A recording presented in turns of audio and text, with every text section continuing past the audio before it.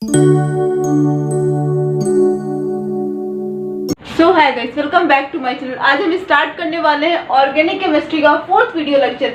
तो जैसे कि आपको पता है कि ऑर्गेनिक केमिस्ट्री क्या होती है, हमने ये आपको पहले ही बता दिया। यहाँ पर हम आपको IUPAC के कुछ क्वेश्चन जो किए जाते हैं उनको करने से पहले हमें जो फॉर्मूला याद करना पड़ता है वो बताएंगे, और फिर जो हमारे साइक्लो वाले जितने भी IUPAC होते हैं, साइक्लो बेस्ड स्ट्रक्चर, हम उन्हें बताएंगे। तो ये आपके लिए बहुत ही ज़्यादा इम्पोर्टेंट वीडियो होने वाला है, क्योंकि ये ऑर्गेनिक केमिस्ट्री IUPAC का बेसिक है। तो उसके पहले हम लोगों ने जितना पढ़ा था, जितना भी हमारा बेसिक है, वो हम लोग एक बार फिर से जान लेते हैं। जैसे कि हमने देखा था ऑर्गेनिक केमिस्ट्री क्या होती है। Organic chemistry is the branch of science which deals with the study of organic compound, मतलब जिसमें हम लिविंग चीजों के बारे में स्टडी करते हैं। और दूसरी, अगर मॉडर्न डेफिनेशन जाने की हमारी ऑर्गेनिक केमिस्ट्री की मॉडर्न डेफिनेशन क्या होती है, तो हमें पता होना चाहिए कि according to the modern definition of organic chemistry, it is the study of, किसकी स्टडी इसमें हम लोग करते हैं, हाइड्रोकार्बन की। हाइड्रोकार्बन क्या होता है, हाइड्रोजन प्लस कार्बन जो मिलकर बनता है उसे हाइड्रोकार्बन कहते हैं। उसमें स्टडी, उसकी स्टडी किसमें करते हैं, ऑर्गेनिक केमिस्ट्री में। ऑर्गेनिक केमिस्ट्री में क्या होती है, ऑर्गेनिक केमिस्ट्री हमारी ब्रांच ऑफ साइंस है which deals with the study of hydrocarbons and their derivatives. ठीक है। अब उसके बाद आपको पता ही है कि हमारा जो नेक्स्ट इसमें आता है वो कैटेनेशन आता है। कैटेनेशन क्या होता है, देखिए कैटेनेशन जो होता है वो हमारे IUPAC के क्वेश्चन में यूज किया जाता है बार। ठीक है। बेसिक क्या है, देखिए कैटेनेशन, देखो हमारे कार्बन चेन होती है, कभी सिंगल, कभी डबल, कभी ट्रिपल, मतलब कार्बन की एक चेन होती है।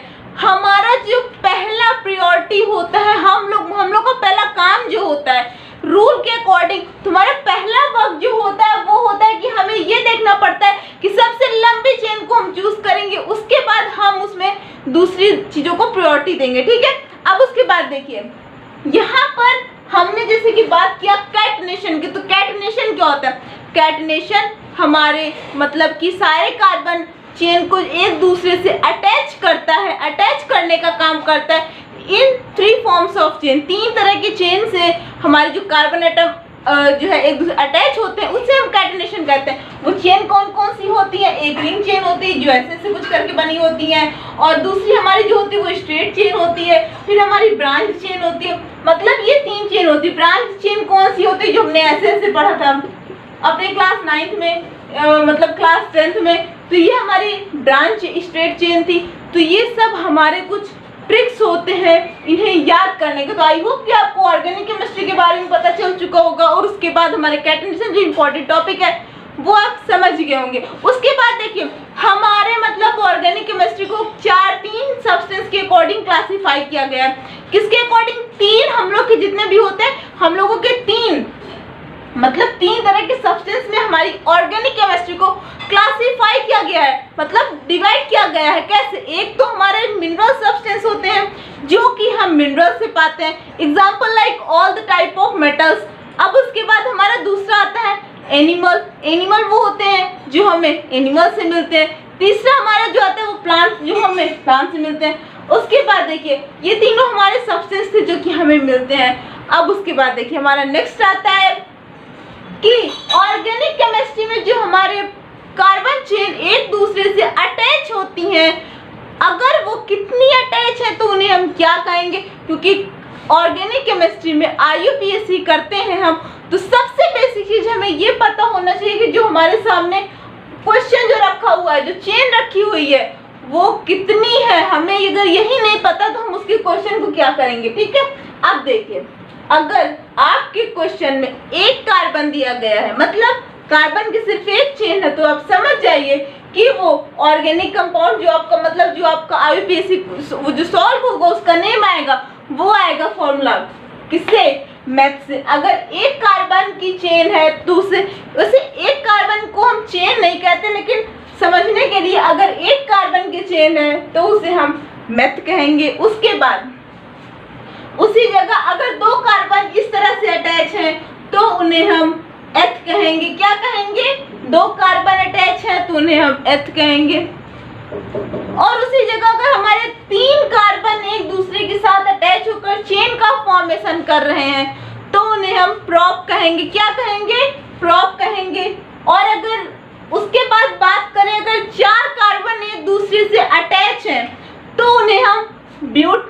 क्या कहेंगे, ब्यूट कहेंगे। और उसके बाद अगर 5 कार्बन एक दूसरे से अटैच है तो उन्हें हम पेंट कहेंगे।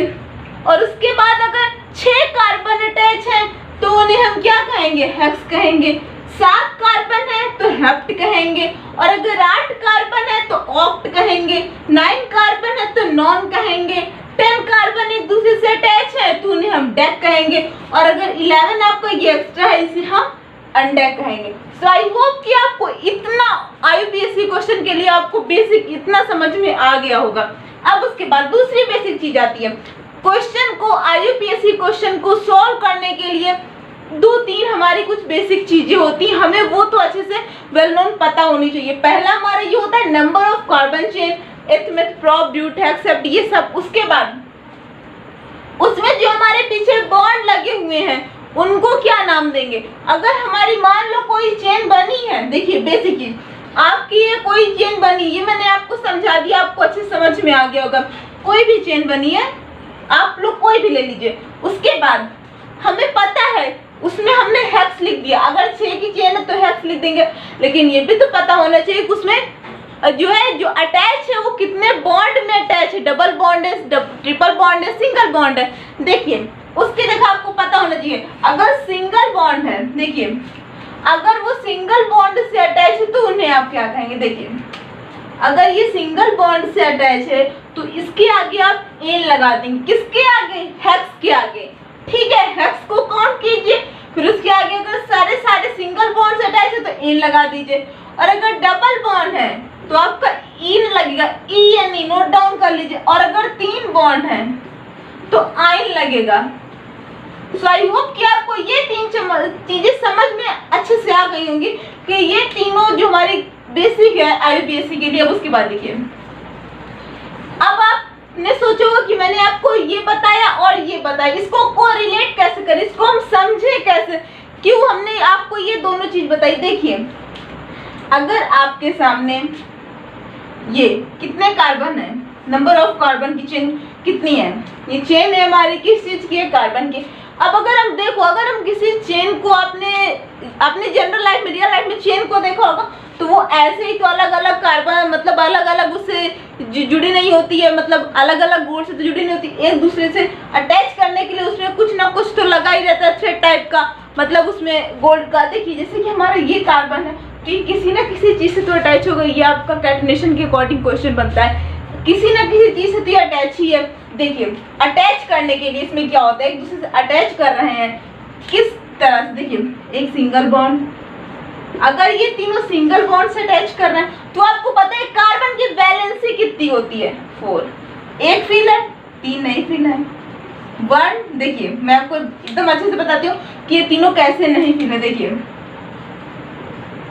एक फिल, अब देखिए आपको ये चारों तरफ दिख रहा है, जब तक आपको ऐसे ना दिखे बेसिक क्वेश्चन में आप उसको फिल करते रहिए। देखिए इधर होगा, अब इधर से कार्बन का वैलेंसी फिल हो रहा है, इधर से अब 2 बाकी हैं, अब एक इधर से 3 बाकी हैं, 2 बाकी, इधर से आपका एक ही हो रहा है तो 1 2 3। ठीक है, कितना आपका बेसिक था, आपका बेसिक क्या था, नंबर ऑफ कार्बन चेन आपने देख लिया कितना है, 4 है। अभी आपका बेसिक चल रहा है 4 है तो आप क्या लिख देंगे, सिंपल आप ब्यूट लिख देंगे। ठीक है, उसके बाद देखिए अब यहाँ पर 1 2 ये इसमें हाइड्रोजन हम फिल कर देते हैं एक बार। ये देखिए हमने हाइड्रोजन फिल कर दिया। अभी आप जब मतलब कि जब थोड़े हाई लेवल के क्वेश्चन करोगे तो आप उसमें सिर्फ CH3 लिख दोगे, आपका काम चल जाएगा। लेकिन अभी आप बेसिक पर हो तो आपको ध्यान देना पड़ेगा क्योंकि बेसिक ही इसमें इंपॉर्टेंट है। देखिए ये हमने हाइड्रोजन इसकी वैलेंसी हमने फिल कर दी। सो आई होप कि आपको इतना तो अच्छे समझ में आ गया होगा। अब उसके बाद देखिए 4 कार्बन है, हमने क्या लगाया, ब्यूट लगाया। ठीक है, ई मत लगाइएगा वरना इन में हो जाएगा ये। ठीक है, कुछ नहीं ब्यूट। ठीक है, बट समझिए ब्यूट। अब उसके बाद देखिए वैलेंसी इनकी फिल है, पहले हमने नंबर ऑफ कार्बन चेन देखा, ब्यूट हो गया। अब ये कितने बॉन्ड से अटैच है, देखिए सिंगल बॉन्ड, ये भी सिंगल, ये भी सिंगल, ये भी सिंगल। ठीक है, सिंगल बॉन्ड से अटैच है। सिंगल बॉन्ड के लिए अभी हमने आपको क्या बताया, अगर सिंगल बॉन्ड से हमारी कार्बन चेन अटैच है तो उसे हम क्या कहेंगे, उसे हम कहेंगे एन। अगर सिंगल बॉन्ड है तो क्या कहेंगे, सिंगल बॉन्ड को एन कहते हैं। तो यहाँ पर हमारा आ जाएगा ब्यूटेन। ठीक है, अब उसके बाद देखिए अगर हमने इसी क्वेश्चन को थोड़ा सा हमने इसको इसमें हमने थोड़ा सा ट्विस्ट किया। देखिए अब यहीं पे हमारे इसमें डबल बॉन्ड लग गया, तो आप क्या करोगे? अब देखिए यहाँ पर आपकी बात प्रायोरिटी की आ जाती है। हम प्रायोरिटी किसको देंगे, मतलब सबसे पहले किसको वैल्यू देंगे, किसको इम्पोर्टेंस देंगे? प्रायोरिटी। देखिए according to the organic IUPAC postulates, सबसे पहले जो प्रायोरिटी देंगे वो प्रायोरिटी हम किसे देंगे? देखिए अब यहाँ पर आपको ये देखना पड़ेगा कि हमारी जो कार्बन की चेन है कितने की है? 4 की है। तो आप क्या लिखोगे? आप पिछली बार की तरह देखिए यहाँ पर आप डॉट लिख दोगे। क्लियर? आपको इतना समझ में आया? डॉट लिख देंगे। अब देखिए कितने बॉन्ड है? Single bond, double bond, single bond. अब देखिए चेन कितनी है? 1 2 3 4, ठीक है। अब उसके बाद देखिए आपको ये चीज समझ में आ गई कि हमने हाँ हाइड्रोजन को फिल किया। अब इतना आपको अच्छे से क्लियर हो चुका होगा। उसके बाद देखिए हमारा क्या होने, हमको क्या करना पड़ेगा इसके लिए? देखिए हम इसको इस तरह से, हमारे 4 कार्बन है, ये डबल बॉन्ड से अटैच है। देखिए हम नंबरिंग करेंगे, इधर से देखेंगे 1, नंबरिंग इधर से करेंगे 1 2 3 4, तब हमारा ये जो आ रहा है कार्बन चेन कितने पर आ रहा है? 2 पर आ रहा है। इधर से करेंगे 4, तो हमारा जो मतलब कि कार्बन चेन है वो किधर से पास पड़ रहा है? हमारी जो कार्बन चेन है वो किधर से पास पड़ रही है? इधर से हम इसको स्टार्ट करेंगे तो ऐसे आएगा। हाँ, इधर से स्टार्ट करें तो दूसरे पर पड़ रहा है, इधर से स्टार्ट करें तीसरे पर। तो प्रायोरिटी पहले हम देखेंगे जिधर से बॉन्ड पास पड़ रहा है उधर से हम स्टार्ट कर देंगे। तो हमारा ये क्या हुआ? ब्यूट दूसरे पर लगा, 2 और 3 पर हमारा लगा, तुम छोटे पर लेंगे, छोटे पर 2 और 3 के बीच में। अगर 2 और 3 के बीच में हमारा सिंगल वो डबल बॉन्ड है तो इसको कहेंगे, इसके आगे लगा हुआ है, इसके आगे नहीं, ठीक है? समझ में आया? अगर यहाँ पर लगा होता तब हम 3 कहते। समझ में आया? ब्यूट 2 दूसरे पर लगा है, क्या लगा है? Double bond. डबल बॉन्ड के लिए इन होता है, मतलब ब्यूट 2 इन। सो आई होप कि आपको इतना समझ में आया होगा। अब उसके बाद देखिए ये आपको कुछ बेसिक था। अब इसका एक हम आपको बता देते हैं ट्रिपल बॉन्ड का। सो आई होप कि आपको भी अच्छे समझ में आ जाए। अब देखिए यहाँ पर आपका दिया गया है ट्रिपल बॉन्ड, तो हमने इसकी काउंटिंग करनी पहले से ही, ठीक है? अब देखिए 4 कार्बन है ब्यूट, सिंपल। किधर से हम नंबरिंग करेंगे? इधर से करेंगे। इधर से हमारा बॉन्ड आसान पड़ रहा है, पहले चेन फिर बॉन्ड। अगर तीसरा कुछ होता तब बाद में देखा जाएगा। पहले यहाँ पर 2 ही चीजें हैं, कार्बन की चेन, बॉन्ड। प्रायोरिटी पहले किसको देंगे? बॉन्ड को देंगे भाई। देखिए इधर से अगर हम स्टार्ट करेंगे तो हमारे दूसरे पर आएगा बॉन्ड, इधर से स्टार्ट करेंगे तो हमारे तीसरे पर आएगा। तो हम इधर से स्टार्ट करते हैं, ठीक है? अब देखिए किसके बीच में बॉन्ड लगा हुआ है? कार्बन चेन ब्यूट। किसके बीच में बॉन्ड है? 1 और 2 के। तो 1 छोटा है तो 1 के बीच में लगा है ना, तो ये हो जाएगा ब्यूट 1 आइन। ट्रिपल बॉन्ड के लिए आइन यूज होता है। सो आई होप कि आपको इतना समझ में आ गया होगा कि कैसे हम कार्बन की चेन देखते हैं और कैसे हम उसके आगे इन एन आइन लगाते हैं। अब उसके बाद देखिए हमारे ये कुछ फॉर्मूले होते हैं किसके?